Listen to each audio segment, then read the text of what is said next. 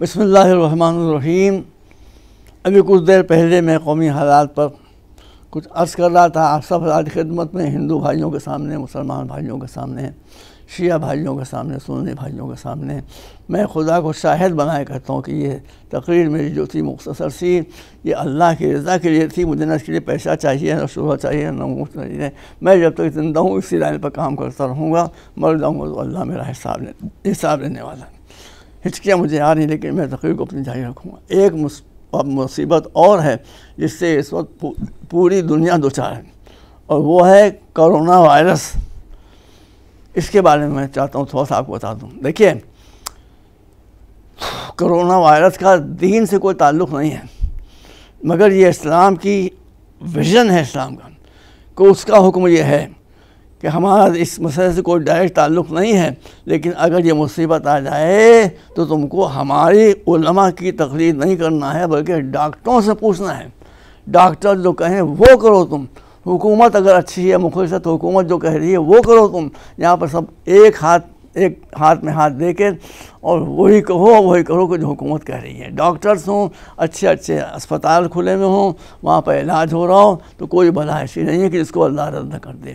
اس لیے میری گزارش یہ، میں 3-4 منٹ کا وقت دیا گیا ہے کہ میری گزارش یہ ہے کہ یہ بھی ایک عذاب الہی ہے جس میں امریکہ سب سے بڑا شکار ہوا ہے، اور یہ جو اس نے مظلوموں کو مارا تھا ایران کے، اس کا میں سمجھتا ہوں کہ ایک جواب بھی ہے اللہ کی طرف سے۔ لیکن خیر، ہم کسی کے مارے جانے پر خوش نہیں ہوتے، لیکن بہرحال امریکہ والے خود سوچ رہے ہوں گے یہ کہ ہوا کیا کہ اتنا ایڈوانس ملک اور اتنے ہزار لوگ مر گئے۔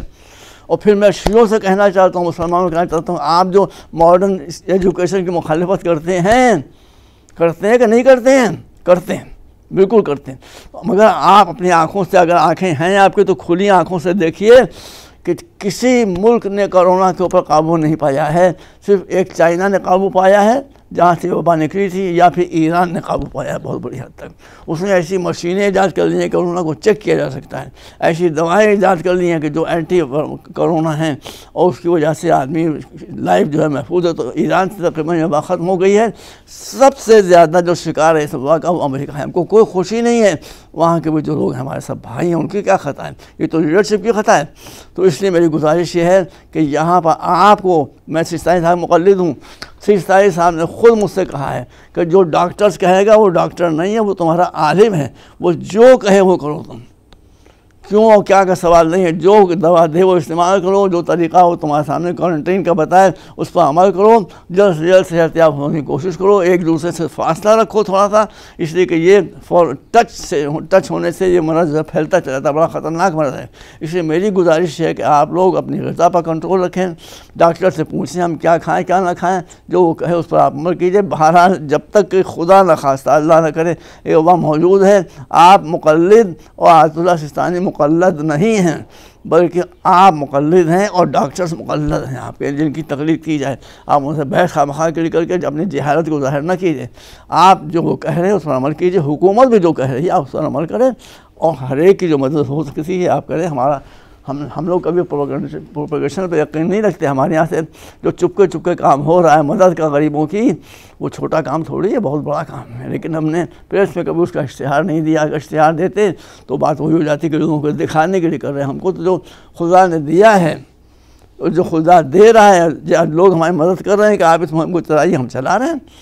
بہت ہم زیادہ کہنا نہیں چاہتے، باہر اس سے بڑے کام ہوئے ہیں، لیکن یہ کہ ہم بھی خاموش نہیں بیٹھے ہیں، اپنے بھائیوں کی مدد کر رہے ہیں، ان کو راشن پہنچا رہے ہیں، ان کو دوائیں دلوا رہے ہیں، ان کو یہ اور جو سہولتیں ہو سکتی ہیں وہ دلوا رہے ہیں۔ مگر آپ سے بھی ہم کو کوآپریشن چاہیے۔ کوآپریشن یہی ہے کہ آپ یہاں پر جذباتی باتوں کو چھوڑ دیں، عقل کو استعمال کریں۔ عقل یہ کہتی ہے کہ یہاں پر جو مجتہد ہے اس وقت، جو مجتہد ہے، جس کا کہنا، جس کی اطاعت آپ پر واجب ہے، وہ ڈاکٹر ہے، مگر اچھا ڈاکٹر، جو مخلص ڈاکٹر ہو، یا اچھا اسپتال ہے وہاں آپ جائیے، اپنا چیک اپ کرائیے، اور پھر وہاں جو ڈاکٹر کہے اس پر عمل کیجیے۔ ذرا بات پر بھی آپ اس پر عمل کریں تو انشاءاللہ اللہ اس بات کو دور کر دے گا۔ اللہ سے دعا مانگیے، اللہ غفور رحیم ہے۔ اللہم اکشف هذه الغمہ عن هذه الامہ۔ یہ ایک بات آخری اور میں کہہ دوں آپ کے سامنے فی الحال، وہ بات یہ ہے رمضان مبارک آنے والا ہے، انشاءاللہ خیر کے ساتھ آئے گا، برکتوں کے ساتھ آئے گا، رحمتوں کا مہینہ ہے، رحمتوں کے ساتھ آئے گا انشاءاللہ۔ رمضان مبارک کے آتے آتے کرونا پر ہمارا ملک، ہمارا دیش قابو پا چکا ہوگا۔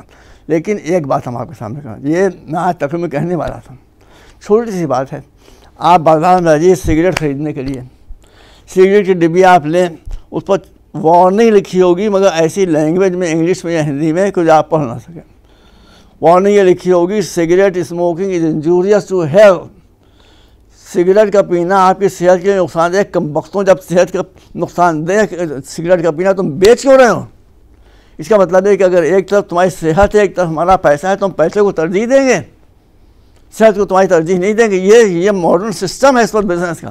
اسلام یہ نہیں کہتا ہے. اسلام کہتا ہے اگر تمہاری صحت کو، تمہاری ہیلتھ کو ذرا بھی خطرہ ہو کسی عبادت سے، چھوڑ دو اس کو. اگر ڈاکٹر کہہ رہا ہے کہ رمضان میں روزے نہ رکھیے، آپ کے لیے صحیح نہیں ہے یا آپ کی ہیلتھ خراب ہو جائے گی، تو آپ پر روزہ رکھنا حرام ہے، پروہیبٹڈ ہے، آپ روزہ نہیں رکھ سکتے. وہ میں نے آپ کو اس کا فتویٰ ماننا پڑے گا. اس لیے میری گزارش یہ ہے کہ آپ حضرات علماء سے، جو علماء ہیں واقعی علماء، ان سے کانٹیکٹ میں رہیں. اور یہ میں آپ کو بتا دوں، یہ بھی آیت اللہ سستانی نے اور دیگر جو مراجع ہیں انہوں نے فرمایا ہے کہ اس مرحلے کے اوپر حکومت علماء کے ہاتھ میں نہیں ہے، اس مسئلے میں حکومت ڈاکٹرز کے ہاتھ میں ہے.